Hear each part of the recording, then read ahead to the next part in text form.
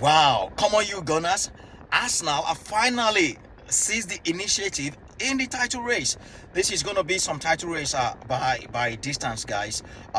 It was a really crucial win for Mikel Arteta's side in the title race, following that stumbling 2-1 defeat by Liverpool against Crystal Palace this weekend. It was a weekend of plenty of drama and shock all across Europe, especially Crystal Palace defeating Liverpool in the Premier League. And now it was the turn of Arsenal to go to the homes of Newcastle and get a result. But my goodness, did they do it the hard way? We all thought perhaps that was well and beyond them. But Mikel Merino, in the 81st minute or 85th minute, if you like, leveled the scoreline for Arsenal to make it 1-1. And in the 96th minute, goodness me, what a goal! What a header by Gabriel to seal all 3 points for Arsenal. This is a massive win for Arsenal and Mikel Arteta in this title race, and I'm really very impressed by this. A lot of positives to take then from this game for Mikel Arteta and Arsenal. As far as the title race is concerned, now they are just 2 points behind leaders Liverpool, and it's worth mentioning as well that Arsenal have got a better goal difference than Liverpool this season. So Arsenal, with all the momentum right now, with that huge win at St James's Park. I mean, going to St. James's Park, that's one of the hardest grounds to go and get a result. And for them to do it shows the level of mentality and how Arsenal have matured in recent years under Mikel Arteta. We all criticized Mikel Arteta against Manchester City and some of the big teams. The way they set up to come and play. They come out to play more, not to lose, than to win. But we saw a different Arsenal side today against Newcastle. It was Arsenal side with a lot of purpose, a lot of determination, a lot of inspiration to go and go all out and win the game. And we keep saying it. You can go against the big sides and you keep some of your creative players on the bench. We saw Eberechi Eze today. What a player. For me, fantastic signing for Arsenal. But the question now is, where does he play when Martin Ødegaard returns to the side? Martin Ødegaard now is back from injury. He was on the bench for this one. Where does he play? How does Mikel Arteta fit both Eberechi Eze and Martin Ødegaard in the same lineup? That is the question, because I do not think the best position for Eze is on the left wing. I still believe it's as a number 10, and that is where Martin Ødegaard plays. And Mikel Arteta would always want to play Ødegaard. So where does that leave Eze?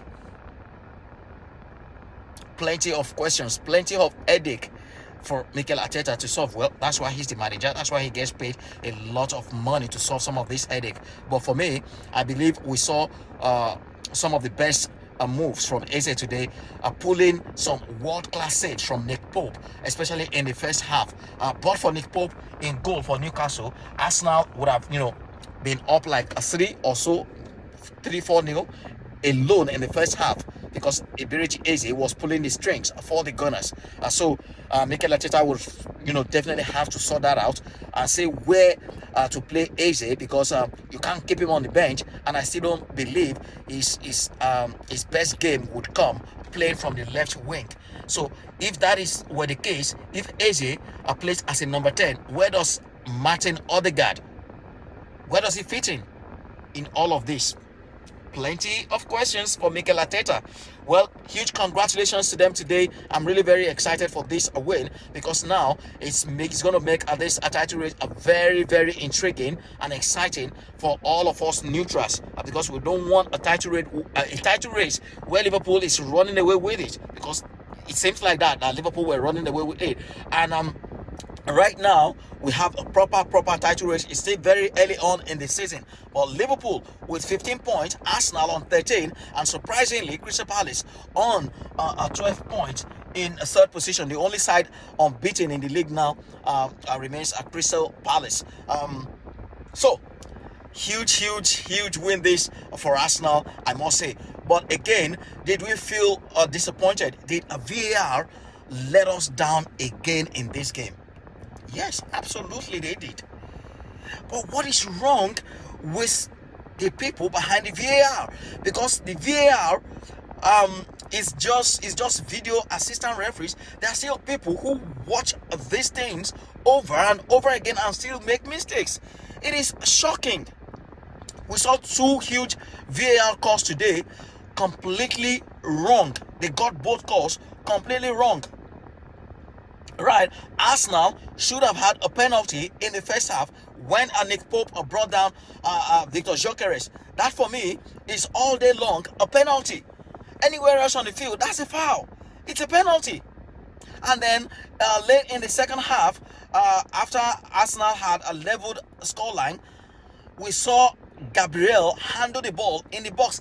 That is a stonewall, a penalty. Again, VAR checked it and they still got it wrong. What is wrong with these people, for crying out loud?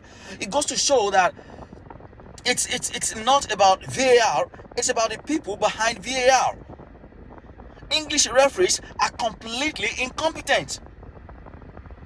We saw yesterday again the game between Chelsea and Brighton when scoreline was at 1-1 with Malo Gusto. His foot was high and he kicked on, I've forgotten the name of the Brighton players, and he kicked on his head in the box. That was 100% a penalty. Again, VAR got it wrong. And we saw exactly same incident in the Madrid derby in La Liga. In the Madrid derby that Atletico got a penalty for. The same incident. So what exactly? It's not about the technology, it's about the people behind the technology. So English refs in the Premier League have to do a lot better than what they are doing currently. Else, they are going to ruin the game for a lot of us, especially a lot of neutrals. Because how Arsenal didn't get a penalty in the first half is beyond me. How the Gabriel handling the ball in the box isn't a penalty is beyond me. The same incident yesterday again, Chelsea against Brighton. Brighton should have had a penalty to make it 2-1. And it was overturned. How do you kick someone on the head in the box and the referee, they will watch that on video? We saw it in real time and we called it, and they will watch the video all over, the replay over and over again, and still make the wrong call. It is shocking and abysmal.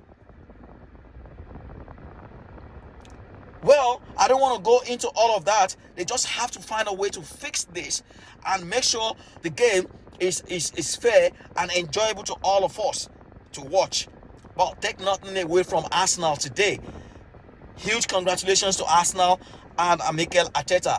Now we have a proper title race. And who says Manchester City are not in it as well? They are back in contention in the title race. And this is what we love. We don't want a title race that is gone, which is why I'm very excited about the win at Newcastle today. That will give them a lot of confidence. That will give them a lot of momentum going forward. They just have to build on this and, keep grinding results no matter how difficult it is. So, huge congratulations to Arsenal. Really well taken goal by Gabriel in the end and Mikel Merino. But for that man, Victor Gyökeres, well, for me, I still don't see, he hasn't wowed me yet. He's just, for me, an okay, decent striker, but I still haven't seen where all the noise, coming from about Victor Gyökeres, how he's coming as a force, how he's, the best thing that has happened since sliced bread, the best striker. I haven't seen none of that. But I know it's just still early in the season. He will still come good, hopefully, and eventually. But for right now, I'm not saying I don't see any big deal in his game, honestly. But all 3 points to Arsenal today. Then, huge congratulations to all Gunner fans. Now, let's build on this and challenge, have a proper title race in the Premier League this season. Ciao.